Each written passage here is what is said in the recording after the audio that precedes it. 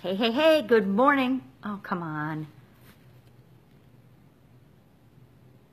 Low network connection.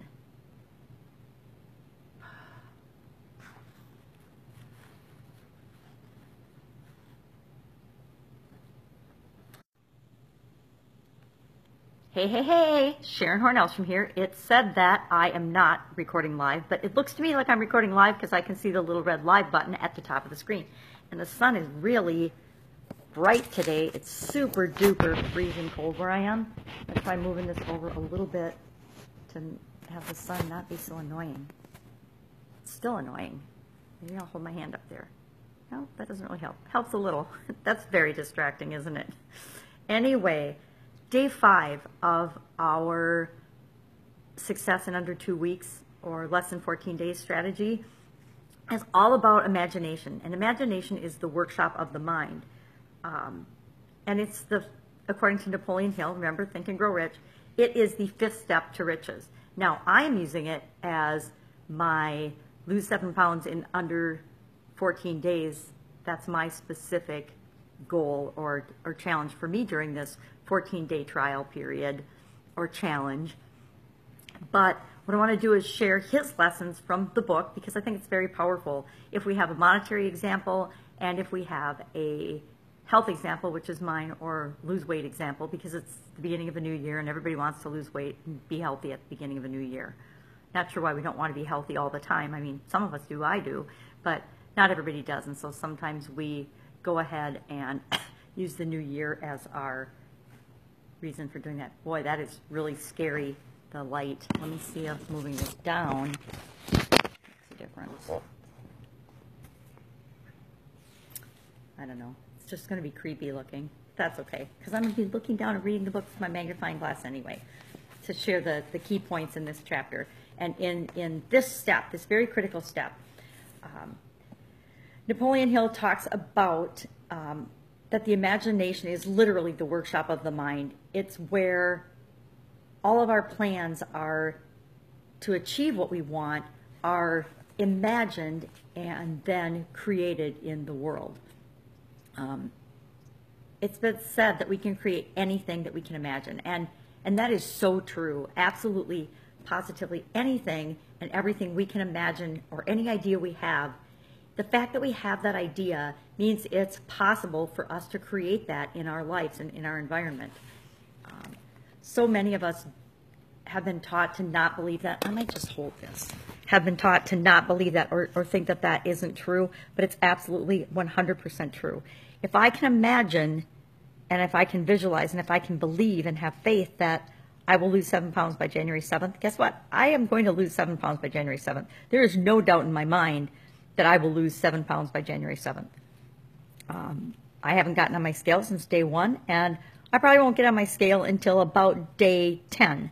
And then I might see if I need to make adjustments in what I'm doing. But I have a definite purpose, lose 7 pounds by January 7th. I have a plan to achieve that. And I'm using my imagination in various forms to add to that plan and adjust as I feel like I'm making progress toward that goal or not. Napoleon goes on to describe 2 forms of imagination, synthetic imagination and creative imagination. Now, pretty much everything we do and learn and study is synthetic imagination. And what synthetic imagination is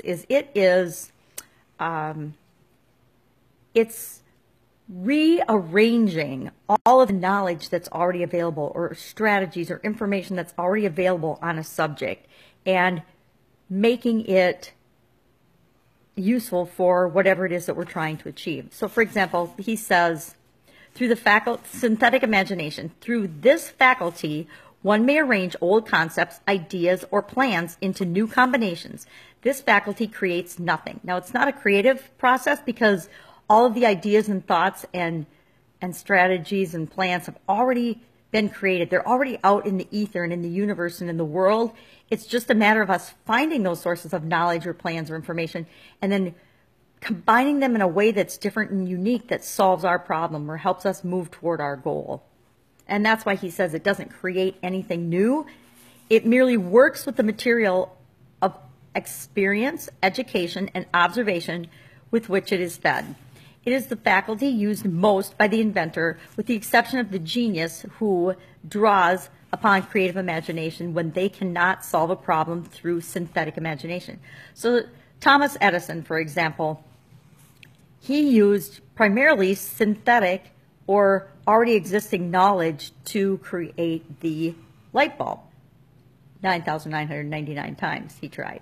But he honestly and actually ended up using his creative imagination to create something new that had never been created before with respect to the light bulb and electricity and what we now take for granted today as an incredible genius invention. But it was only in the end when he actually created the solution to the problem that hadn't existed before that he was using creative imagination versus synthetic imagination. Prior to that, he was just doing and combining all of his experience and knowledge and expertise and different things that already existed into trying to find a solution to the problem and the goal that he was trying to achieve. Creative imagination, on the other hand, is, and here's what Napoleon says. I'm just going to read it because that's easier for me. Through this faculty, the faculty of creative imagination, the finite mind of humankind has direct communication with infinite intelligence. It is this faculty through which hunches and inspiration are received. It is by this faculty that all basis and basic or new ideas are developed. It is through this faculty that thought vibrations from the minds of others are received. And it is through this faculty that one individual may tune into or even communicate with the subconscious minds of others. Okay, well, you may or may not believe this, so that's why I read it, because I personally believe it from my experiences, but you may never have heard of this before or experienced this before. It's the whole idea, which I find fascinating because so many people don't know anything about it, that we're all connected, that all consciousness is energy, and all of our beings and all of our souls and all of our minds and all of our thoughts are connected through one big, I see it as, personally in my mind, I see it as like a network, because that helps me to visualize and imagine that it's possible. Different people imagine or believe or don't believe this differently than I do. I mean, that's just my way of seeing it. But what this tells us, and what Napoleon Hill discovered about geniuses and people that are super duper successful, is they have found a way using their imagination to tap into this infinite intelligence, this network of all knowledge, all wisdom, everything that can and cannot yet be known.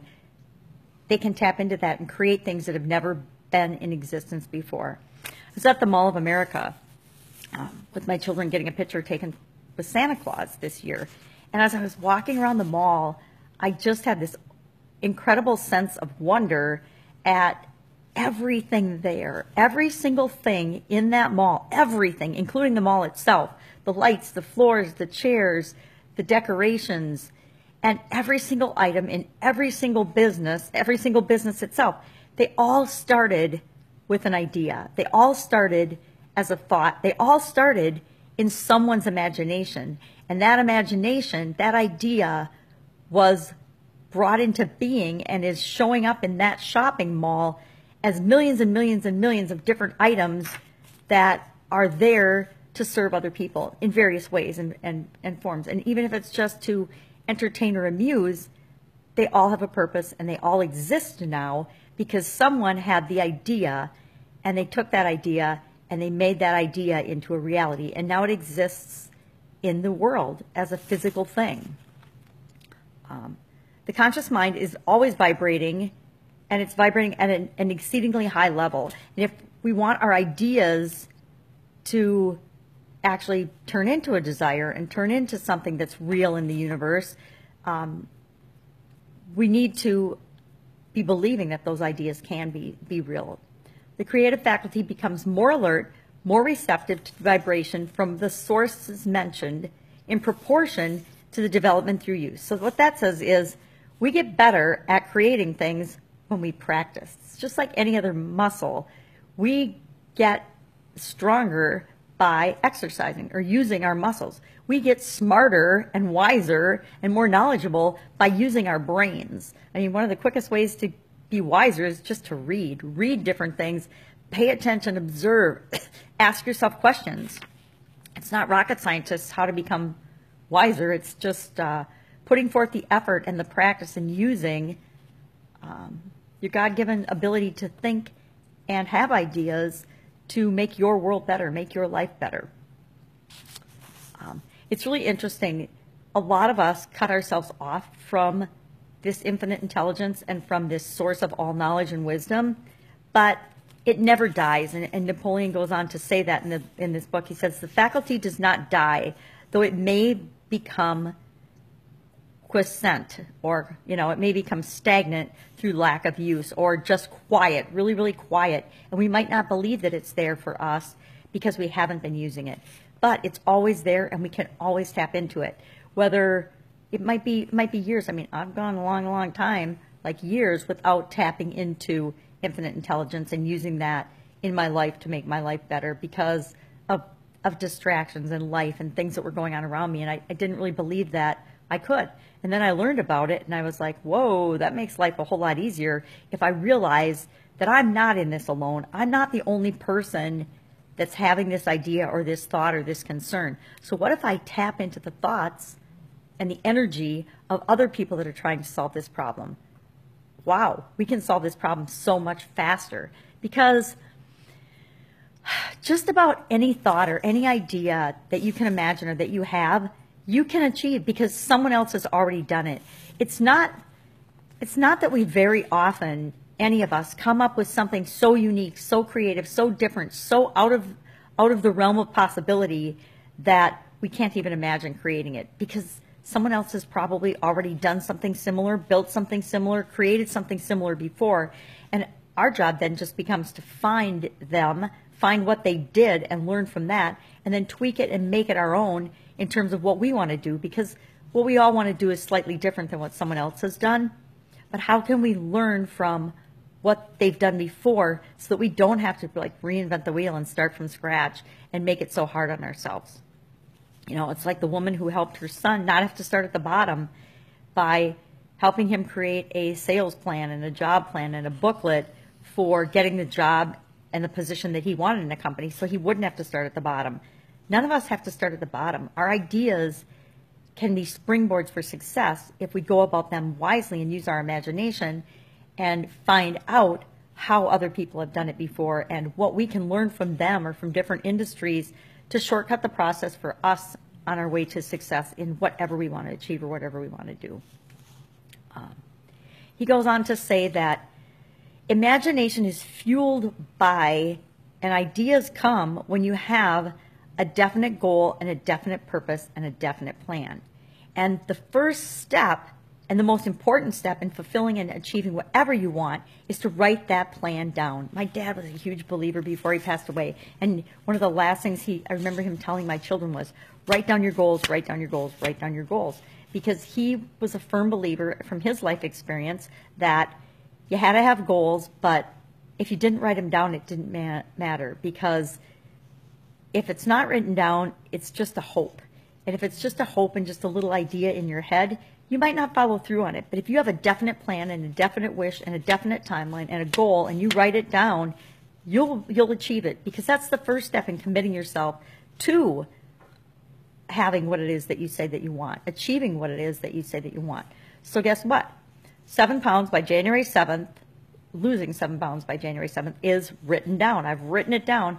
I've got a definite plan and strategy that I'm using to make sure that I achieve that goal. Have you written down your goal? And it's just for this 14 days. I'm not asking you to do your life one, although you should have that written down too. But have you got a definite purpose for these 14 days, for this 14 step? I want you to be trying this out in your own life. I want you to be proving to yourself that you can make this process work for you. And if you try it on something small and it works in 14 days, guess what? I know for a fact you're going to try it on something you really want next.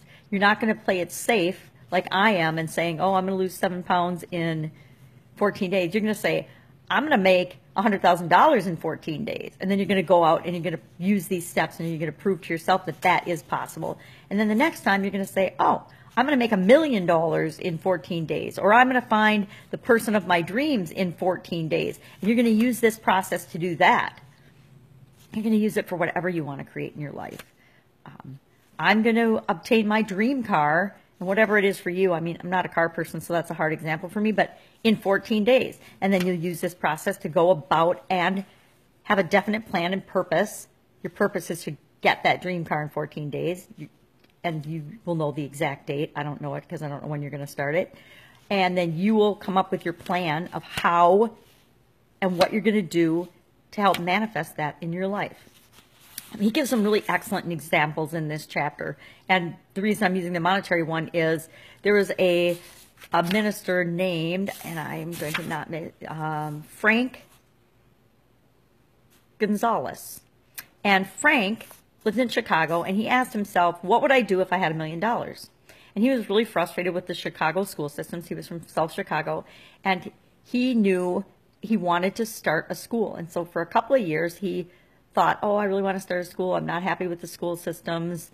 I want to start a college that teaches people success principles, and I need $1 million to do it. He knew he needed $1 million to start this school. So he spent a couple years thinking about that and having ideas, but he never really did anything or took action. And then one day he decided that he was going to get that $1 million in a week. He gave himself 1 week to get the $1 million. Then he came up with a plan, a definite plan. So he now had a definite date, $1 million in a week. Now, a lot of us and a lot of people can't even imagine $1 million in a week. But guess what? There's a lot of people that are making $1 million in a week. I know several people personally that have made over $1 million in a day. And maybe they don't make $1 million every day, but they've made over $1 million in one single 24-hour period or less. And so that goes back to if someone else has done it, you can do it too, because they've already proven it's possible. They've already broken that 4-minute mile barrier of what we don't think is possible. And so when you find that there's something that you want to do and achieve and you don't think it's possible, I would say the first thing you want to do is go find someone else that's done that or something similar so that you know with certainty that it is possible for you. Because if anyone else has ever done anything like it or close to it, you can do it too. You absolutely positively can do it too. So anyway, he ended up, once he had the burning desire and he had a definiteness of purpose, and the definiteness of purpose, deciding that he was going to get that $1 million in a week, that was specific enough and defined enough that it created a burning desire in him to make that a reality. And actually, he wrote a sermon and delivered it, and he got that money within 36 hours of reaching a definite decision in his own mind to get it and deciding upon the definite plan by which he was going to get it. So he decided he was going to get it within a week. He decided he was going to do a sermon and request the money, and that's what he did. Napoleon says, ideas may be transmuted into cash through the power of definite purpose plus definite plans. So if I have a definite purpose and a definite plan, my mind now goes to work for me, and all the pieces start to fall in place to make that happen. So I definitely have a purpose and a plan with respect to this 14 days to lose 7 pounds by January 7th.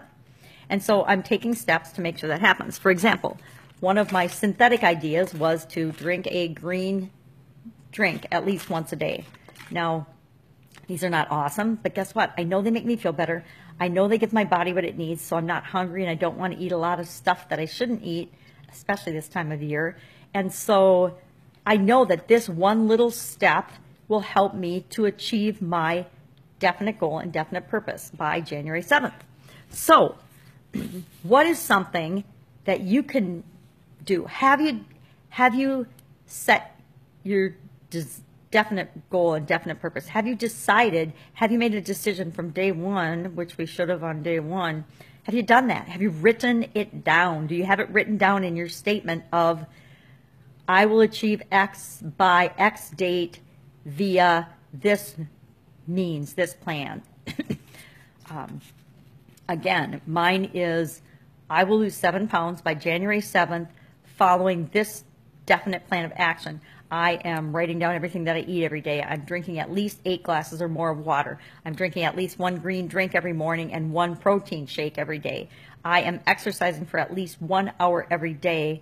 And for me, it's based on my health and my level of fitness. And so I'm riding my exercise bike. It's going to be 35 below out today, wind chill. I think it's a high of like 17 below. So I'm not going outside if I don't have to.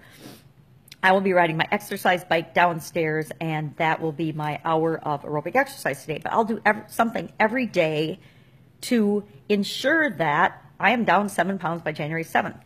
So we all need to have a plan, and then I get ideas every day. Every day since I've started this, I've had a different idea or something come into my imagination of what I should add to or do or stop doing to achieve this definite goal by January 7th. So for example, I am a caramel lover. I love caramels. There happens to be a lot of caramel around my house at any given time because I love caramel.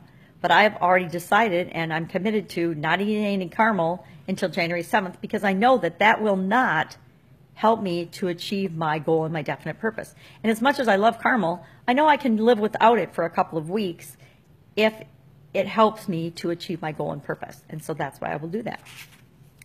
Some other examples he gives in this chapter that I thought were really powerful was one of the examples of the power of an idea is a publisher of books discovered that simply by changing the title of a book, but not changing any of the content of the book, he could sell many, many more books. And he became a multimillionaire by simply swapping out the covers of books and changing the title of a book. That it was more appealing to people and to customers, and they were more likely to buy and read that book if it had a better title. And he says, you know, the story of practically every great fortune starts with the day when a creator of ideas and a seller of ideas got together and worked in harmony. And this is so true. Napoleon Hill himself, he got the idea of studying thousands. I think he actually ended up studying. It was originally he was going to study 500 people, but he ended up studying over 25 years, like 25,000 people in various levels of success to determine and come up with these 13 steps to ensuring your success in any area or in any endeavor. He did it for growing rich and creating great fortunes, but it applies to absolutely anything that you want to achieve in your life. And he credits Andrew Carnegie with giving him the challenge and the idea, but he is the one that took that idea and added, you know, determination, definiteness of purpose. He's the one that had the desire to achieve that goal and to study that and to create what he did over 25 years. And that happens often with ideas. Often we have an idea, and in the beginning we feed that idea, but after a little while that idea takes on a life of its own, and it becomes a driving force in our lives. Another example that he shares in the book that I thought was really powerful was the story of Herb Kelleher and Southwest Airlines. Southwest Airlines was an idea that he had, and he had to fight through the courts because the other airlines, of course, didn't want to have competition or have another airline. And it was over a 3-year battle, and it cost him millions and millions of dollars before Southwest Airlines finally came into being. And at the end of the chapter, Napoleon Hill shares some of Herb's wisdom, and I just want to run through those things. He says, stick to your ideas. Despite the effect of giant competition to keep Southwest from entering the business, a positive attitude kept them going during 3 years of court fights and net operating losses. I mean, they had no operating income for 3 years, and then they had millions of dollars of losses the first year or so after they began operations. But he was so committed to and believed in his idea so much, he stuck with it throughout all of that. Think of what the customers want and then give it to them. Now, isn't that the advice that you get from every marketer today, every businessman today? is if you want to be successful, think of what your customers want, your ideal customers want, and then give that to them. That is the fastest way to be successful in business and in life. Think about what your significant other wants and what they need most and give it to them. Now that's a way to create a harmonious relationship. Think about what your kids want most and give it to them. Help them to become great human beings by giving them what they need and want most. Think about what you need and want most from any standpoint of your life. I need and want to get in better shape and take better care of myself. Thus, my selection for this 14-day goal. Think of what I want, need the most, give it to myself. I am my own most important customer. You are your own most important customer. So make sure you're giving yourself what you need and what you want every single day. Overcome obstacles put in your path by taking positive steps to break them down. Even while the battle is being fought, find ways to get around them. Find ways to overcome obstacles. There's always a way. There's infinite possibilities and infinite ways of doing just about anything that we can imagine. And just because you have one little hiccup or one little bump or someone tells you no, doesn't mean there aren't thousands of people out there that will tell you yes. So just keep going until you get what you need done. Keep open to new opportunities, and when they arise, take positive steps to meet them. Go out and meet those opportunities. Know that there's always opportunities out there, but you have to be willing to have your eyes open and to go out and see them before they'll work in your life. So again, great lesson. Step 5, imagination, the workshop of the mind, ideas and imagination. And just a quick summary, we talked about synthetic imagination versus creative imagination. We talked about the importance of writing things down, writing down your goal, your plan, your definite purpose, your statement of desire, and reading that every morning and every night so that your imagination and your thoughts and your mind and your subconscious and your feelings and infinite intelligence can all go to work for you to help you achieve that in the quickest, fastest, easiest way possible. If anybody else has ever done anything similar to what you want to do, it proves that you can do it. If you've had the idea, if you think of something, no matter how fantastic it sounds or seems at the time, it's because you are here to make that happen in the world. So don't limit yourself by thinking, oh, that's too big a deal, that's too big a thing for me to want or desire or do, because that's exactly why you're here. If you come up with the idea, that's why you're here. If you see it and you feel it, and then the universe is going to start testing you and say, are you really serious? Do you really want this? Do you really want to pull this off? And it'll test you. It'll throw obstacles in your way because it's going to find out if you really believe that you deserve it and that you can create this in the world or not. And if you fold at the first little hurdle, guess what? You don't deserve it because you don't want it bad enough. You don't really want to do what it takes to create what you want and what you're here to create in the world. And then again, it talks about everything is energy. You start to see through Napoleon's work and through just about every other learning or modality or teaching or personal development program or marketing and sales or make money program that's been created, elements of this book in their programs. And a lot of times it's just one little piece of it that's broken out and created an entire program to sell to people to be more successful. But I want to make sure that you have the whole thing, the whole system, all 13 pieces, because it takes using all of these pieces and making them your own and making them a habit in your life to actually easily and effortlessly create whatever it is you want in your life. So one of those concepts that you'll see throughout these is that everything is energy, that we all have the ability to tap into and use that energy, that creative energy. We just have to practice and want to do it. So that's it for today. Use your imagination. Imagine what you can do. Imagine how you can achieve your goals and objectives. And imagine how you can tap into the infinite intelligence and the experiences of other people that have gone before to do it faster and easier than you ever dreamt possible. Go out, make it an awesome day, and I will see you tomorrow. Bye.